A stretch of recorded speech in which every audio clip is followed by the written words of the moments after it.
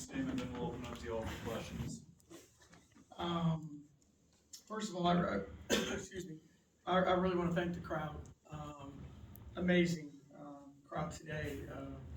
There's a little magic in the building, and there's not many places that people would show up with the weather like it was. So thankful for that, and then really proud of our team. I thought we played really hard. We kind of told them before the game, let's just let it rip and see what happens. And down 10 early, come back, down 8 early in the second half, come back. And I don't know if I've coached in a game where you didn't get 1 point off the bench, but the 5 kids that started really competed, and that's a really hard team to defend, really hard team. I have the utmost respect for Taylor, Hannah, and Maddie. They've done so much for Oklahoma basketball and so far our league, and certainly want to congratulate Taylor Robertson on breaking the 3-point record. But big win for our team, and certainly one that they earned. I know it's just right after the game, so it's probably hard to put into perspective, but where does that maybe rank among kind of the best performances of Ashley's career? No, I think it's, it's certainly on the list because of the amount of minutes she had to play, the people she had to defend, the way she scored, to be in the game as much as she did. Our goal was to really attack, and they lead the Big 12 in fouls, 310 or something in the country, and we were trying to attack and try and play off the doubles of Ash, but she took 22 shots, and I'd say 2 of them were forced. So I think that's a great sign, and she made a couple passes, and with the pace of the game, we only turned the ball over 6 times. So certainly a great effort by her, and she's had back-to-back. I would be, if she's not the player of the week in the Big 12, they might as well get rid of that award. Hopefully she will get that. How do you describe what she did in the second quarter? It seemed like she almost single-handedly jump-started you guys and really carried the team there in this. Yeah, she did, and I think the thing for her is it's odd, but she missed a couple shots early. That's been a couple games in a row that she's missed a couple. Uncharacteristically missed a couple free throws early. But I think, she's played so much basketball, and she has a lot of confidence in herself, and the way she did in the second quarter, you're down 10, and to get the thing to halftime tied, I thought was really good. But she hit some really tough shots, and I think if she would have hit that one, if she hits a 3, we get a steal. She could have had back-to-back 3s in 6 seconds, and the place probably would have come down. But she just keeps playing. I mean, you guys have been around her forever, and she's not going to change. She is who she is, and when she plays like that, we're pretty dang good. Bill, you mentioned you go down in the third quarter, they take an 8-point lead, you call timeout.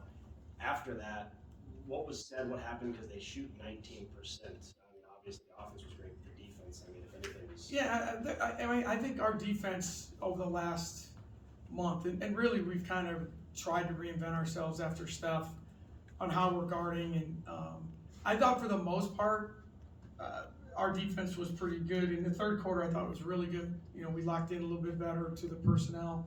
We had a hard time with the high ball screen with Taylor. Didn't defend that very well, and that's a credit to them. They kept running it.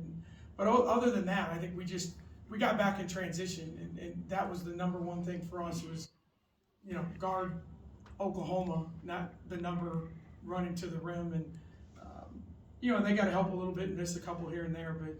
But I thought defensively we were better because our offense was better the last 7 minutes. So you go from down 8 to up 9 in 7 minutes. That takes offense and defense. And I think when our offense is making them take the ball out of bounds, we're not taking bad shots. We're not long rebounding. We're not, early. Our guards are missing layups, which means our transition defense is bad. So it kind of goes together with our team anyway. And I thought those 7 minutes were really good. Bill, I know we've probably a handful of times asked, is this Danae Fritz's best game? And I would guess that this one probably is right there. But in particular, the 2 threes she hit in the first half when they were really rolling, how critical were those? And just, I guess, was it her best game? Yeah, it probably was. You know, I think, I don't know statistically if it was, but I think if you look at the fact of how many minutes she had to play, offensively what she did, the shots she hit when she hit them, and she had to guard Ana Lanusa. And I'm a huge fan of hers, always have been. And, you know, that's a tough cover. I mean, she just annihilated us at Oklahoma. And I thought Danae competed and made it tough on her. And, you know, that's what we keep hoping, you know, we're gonna see, and she's just growing into her. And in an odd way, the disappointment and the sadness we felt with Steph, and still do. I think maybe Danae kind of looked around and went, and I've said this to you guys before, she had to go from not the fifth option but to one of the 5 options. And I think she's been doing that, and she was really good today. Bill, firstly, how's Steph doing after her surgery? Sore. She wanted to come to the game, but they said no way. She's probably a little loopy with the painkillers, and with the weather, I didn't want her slipping. Her mom's here, was at the game, and after the game, we FaceTime her, so she was in the locker room. But everything seems to go well. Went well, and she'll start her rehab in earnest on Monday, and that's the next process for her. We'll take good care of her. And then with this group, you've seen what they can do. You've seen what they have done. Did this game and the crowd today and the energy in the building, did it kind of feel like this team has its swagger back? I don't know that swagger's not a term that kind of goes with our team. I appreciate you saying that. They're gonna love that. That's just kind of not who we are. But I don't think we lost. I don't think we lost a lot of confidence in our ability to compete. I think it was more about Steph. I don't know if that makes sense.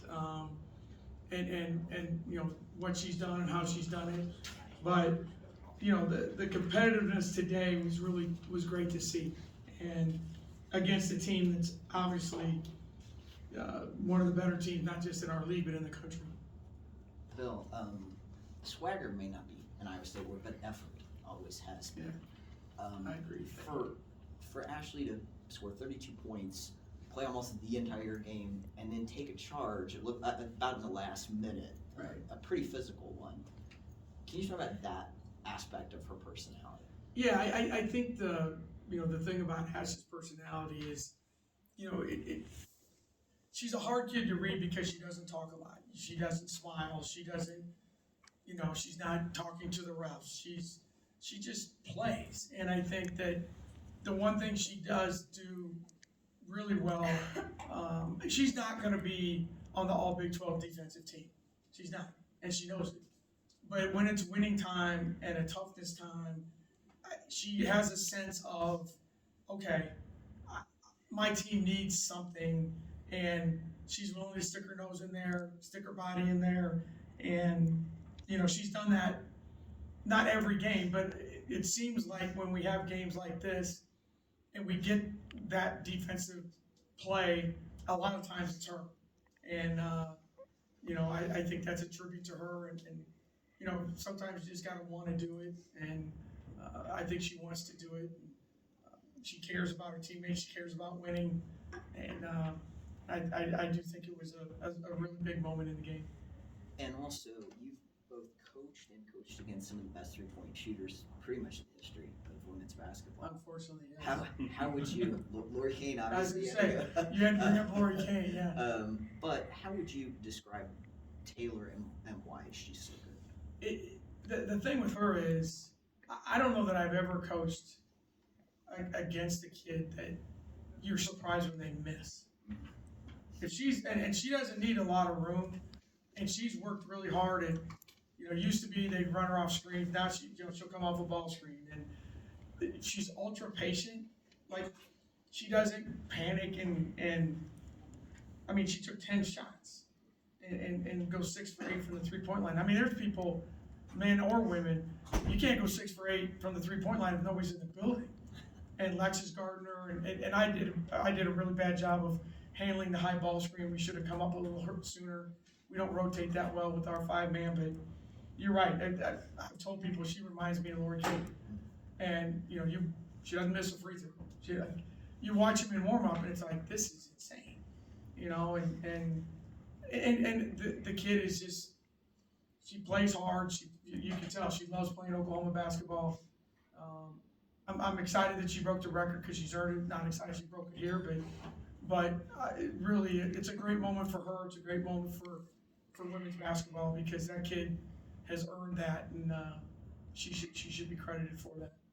What'd you make of Izzy's performance today? She only plays 5 minutes but comes away with a positive plus minus. I guess what you Yeah. say about her? No, I thought it was good. The matchups again for Izzy are tough because when they go small, that's not where she was. But you know, we've told her, we've told all of our kids, you might play in a game like today 5 minutes, and you know, she gets a couple rebounds, she doesn't turn the ball over, she gets one defensive stop. That might impact the game. Now, most young people don't want to hear that, and you know, they want to be the person that scores all the points. But that's the nature of our team. And obviously Mo, I thought Mo was really good, but Mo played 22 minutes, and that's pushing it.